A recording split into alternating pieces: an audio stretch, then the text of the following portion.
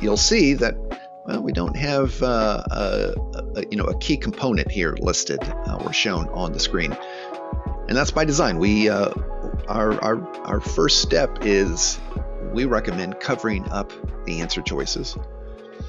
Now, part of this is so that you can focus, and it's also we don't want you to get derailed by seeing a term or a drug or something that you don't understand in the answer choices.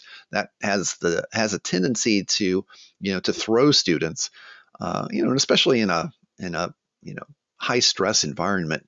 If you see something that you don't recognize, you may start to reel a bit. So we say cover up the answer choices, and then we ask you to read the lead-in.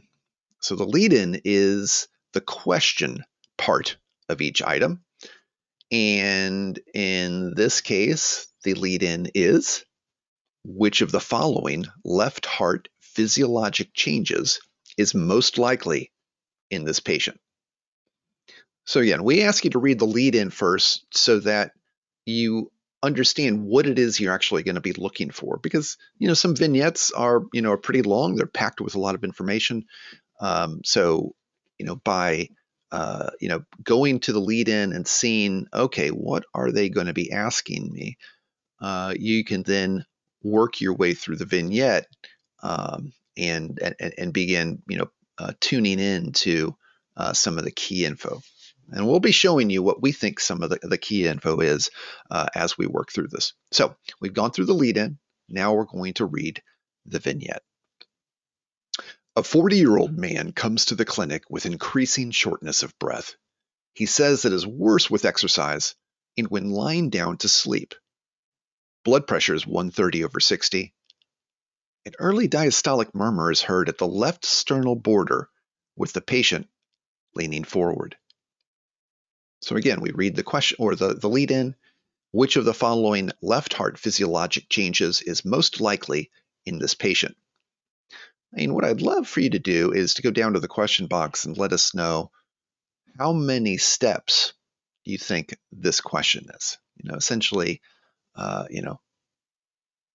what information are you going to need in order to answer it? So with that, I am going to pass it over to Paris. Paris? Thank you, Jeff. So what we're going to do is we're going to go ahead and show you what we think are the important clues in this vignette and lead-in, okay? And so starting off, you can see we have a clinical vignette. This is a 40-year-old male, okay? So you want to make note of those demographics because right off the bat, that can clue you in as to what may be going on, okay? So you want to make note of those demographics right off the bat. And then a lot of times they'll tell you, why are they coming to the hospital? Why are they coming to be seen? And in this case, it's because of increasing shortness of breath. That's what we call the presenting sign and symptom. Okay, so you want to make note of that. That's going to kind of lead into the rest of the vignette. Then you can see that they're telling us a little bit more about that shortness of breath. What makes it worse? When does he experience it? These are all things that you want to make note of because they're going to help, again, get you to the right answer. And we know we're doing cardiology, so no question is complete without a cardiac exam and a murmur exam. And they do tell us about a murmur. And when you're told about a murmur, you want to see if there are any clues that tell you what kind of murmur it is. Where can you hear it best? Does it radiate anywhere? What maneuvers make the murmur louder or softer? How would you describe the murmur? Things like that. So you want to pick up on all those clues to help you diagnose that murmur. And so then they're asking us about physiologic changes that are most likely in this patient. Okay, but specifically left heart physiologic changes. Okay, so I think we've got a couple steps here. I think one, we've got to figure out what is going on in this patient. What's the condition? What's the diagnosis? And then two, what is going to happen to the left heart as a result of that condition? So maybe a couple steps here. So let's go ahead and let's take a look at those answer choices. And what you see here are 5 answer choices. And when we work with students, we actually recommend that students start at the bottom and work their way up to the top. So start with answer choice E and work your way up to answer choice A. And the reason we do this is because a lot of times we'll see students who start at the top, they'll see something they like and they'll select it without going through all the answer choices. So as a result, sometimes they'll get that question wrong. So we recommend doing it this way to prevent yourself from making that mistake and to not bias yourself.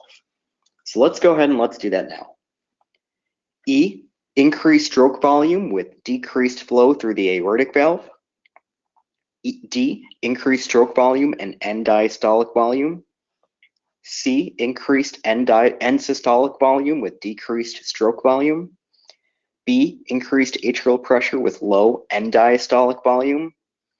And A, decreased end diastolic volume with ventricular wall thickening.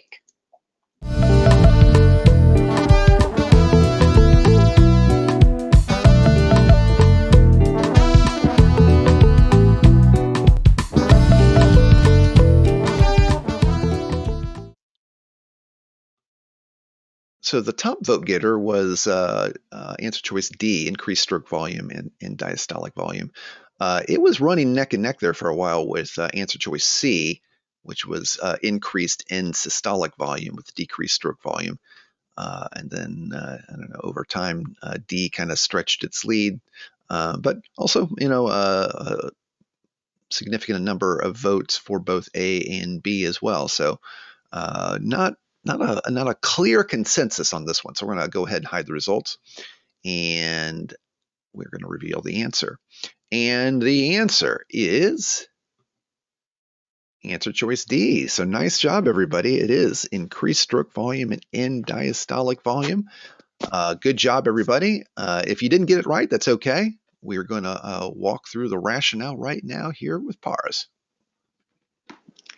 Thank you, Jeff. Yes, let's talk about this one. So great job on this question. So obviously, as we talked about, one of the important clues here is going to be figuring out what kind of murmur this is. Okay, and hopefully, as you guys were thinking, this is aortic regurgitation. Okay, you can see there it's a diastolic murmur. One of the other clues there is that blood pressure, okay? At first glance, that might look normal, 130/60, right? But that actually, if you subtract the two, the pulse pressure is actually a little bit high, what we call a widened pulse pressure, okay? So let's take a look at the next slide. And what we'll see there is our first aid table on aortic regurgitation, okay? You can see there that it is an early diastolic murmur that you can hear at the left sternal border, like our patient. Also, under clinical associations at the very bottom, you can see wide pulse pressure there as well. Okay. Now, one of the things that you can see in that notes is that this can progress to left heart failure. Okay, so that's another thing that you want to be on the lookout for, and maybe something that might happen in this patient. Okay.